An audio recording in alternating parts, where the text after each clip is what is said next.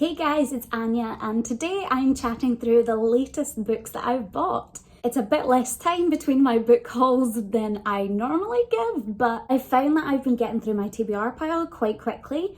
And although there's so many exciting books currently still on there, I was looking at it and what I wanted to read and realised that I was just seriously missing some good, meaty high fantasy books on there. So that's largely what this book haul focuses on. The first two books on here I have already read, and the first of those is The Bone Shard Daughter by Andrea Stewart. This is set in a world where the Emperor rules through a grip on bone shard magic, which is actually harmful to the populace, but is something that only the royal family has access to. The story follows his daughter, who he refuses to recognise as his heir, and in trying to secure her place as future empress, she herself tries to get a grasp on this bone shard magic. There are of course repercussions that we get to see throughout the land about the royal family making use of this, and the populace beginning to rebel against the royal family, especially as some supernatural events start to occur. One thing I enjoyed that I wasn't expecting from the initial synopsis is that we do get to follow a wider cast of characters than just the daughter of the emperor. That allows us to see a greater part of this world, and also just gives a really interesting context to then what happens within the walls of the palace. That's all I'm going to say about it because I don't want to give any spoilers, but I have talked more about this in my May wrap up because I did finish it last month, so if you want to hear more about that, go check out that video. The other book I've also already read is The Goblin Emperor by Catherine Addison. This book is about Maya, the fourth born half-goblin son of the Emperor, who has essentially been exiled after his parents split and grown up far away from the workings of the court. When his brothers and father all die in a tragic accident, Maya faces the completely unexpected and has to inherit the throne. We follow his journey as he becomes the emperor and has to deal with the whole entirely new social and political climate with responsibilities he never expected to have. He does his best just to survive, as well as to figure out what happened to the rest of his family that caused their death. This book is so good. I can't talk about it more than that because I will end up saying things that should be saved for my wrap up this month. I will just add that I also love this cover, and for that alone I think it was worth the buy, and the fact that the book was as good as it was just made it even better. So this is one of the purchases of this month that I'm most happy about. So definitely check out the June wrap up that will be coming at the end of this month if you want to hear more about this one. I also finally got my hands on a really long anticipated conclusion to a trilogy, and that is The Empire of Gold by S.A. Chakraborty. This has been out for a while, but what I've been waiting for is for it to come out in paperback in the UK, which is why it took so long for me to get my hands finally on it. But I'm so happy to have it because this is a brilliant trilogy. We follow a con artist named Nari who lives on the streets of Cairo. She's an expert thief and hustler, but during one of her cons, she accidentally summons a warrior jinn. He sweeps her away to the city of Davabad, where she's forced into a whole mythical world she had no idea existed, and also discovers that herself and her ancestors play a big role in that world. It's a Middle Eastern inspired, very politically heavy fantasy. The politics of this are something that gets talked about a lot, that they're just so fluid, also really intense and detailed at the same time. Watching as well a con artist character is always one of my favourite things, and seeing her adapt to this new landscape is so much fun. The journey that she went on from book 1 to book 2 was so satisfying, and I'm so excited as well for the fact that this is huge. I am sad that this series is gonna finally come to an end for me, but I will for sure be picking up anything that S.A. Chakraborty writes in the future.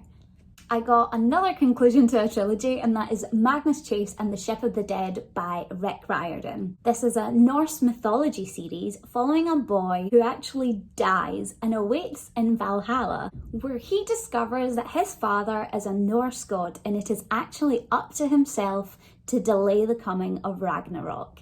This series is so much fun. It has exactly the Rick Riordan flair of the original Percy Jackson series that I so love. I actually haven't quite found that same flair with a lot of his later books, but I think Magnus Chase as a protagonist really captures that snarky teenage boy energy that Rick Riordan did so well with Percy. I also love the fact that we get to delve into Norse mythology, which I didn't know anything about before I jumped into this series. Honestly, the first 2 books have been such a blast. I have had so many laugh out loud moments. I'm so excited to get to this and see how Magnus's story ends.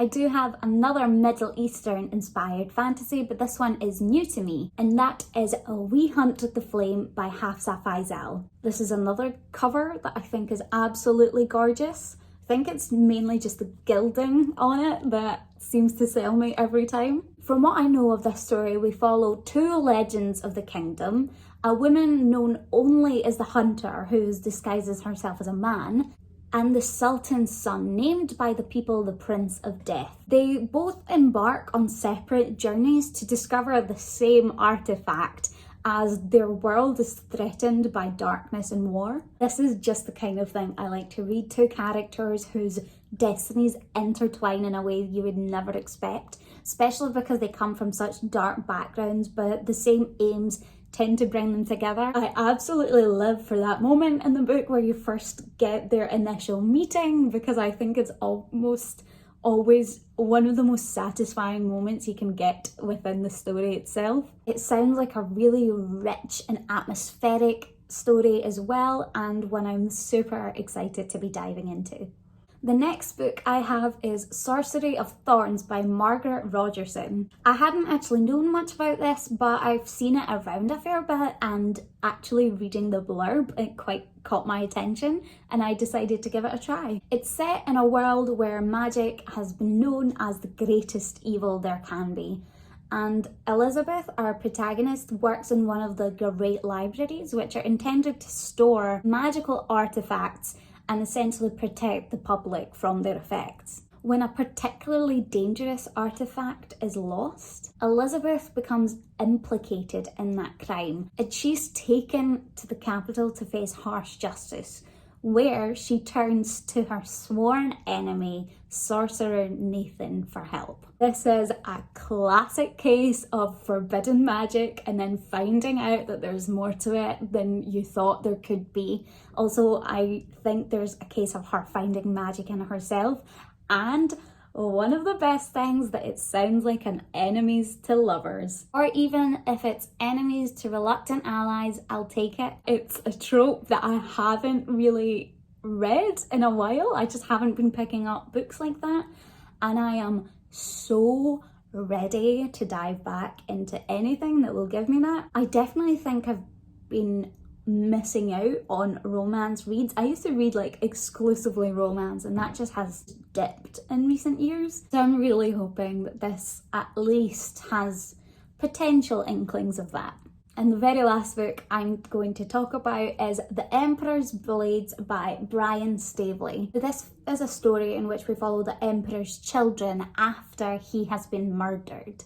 There are 2 sons, a soldier and a scholar who's been living in a distant monastery, as well as his daughter who has been living in the capital city and engaged much more politically. They're left to run the kingdom after his death, as well as figure out the culprit behind his murder and face dangers of their own, all while handling an unstable empire. It sounds like exactly what I was looking for when I said I wanted meaty high fantasy, particularly because we do have the religious aspect, the soldier, and then the political. I'm hoping there will be magic, there will be deceit, there's definitely conspiracy. It's a book that's been on my radar for quite a few years now that I just kind of keep catching out the side of my eye, and I decided it was finally time to pick it up. And I'm really looking forward to seeing what it brings. So that's it from me today and for my most recent book buys. Thank you guys so much for watching, and I'll see you all soon.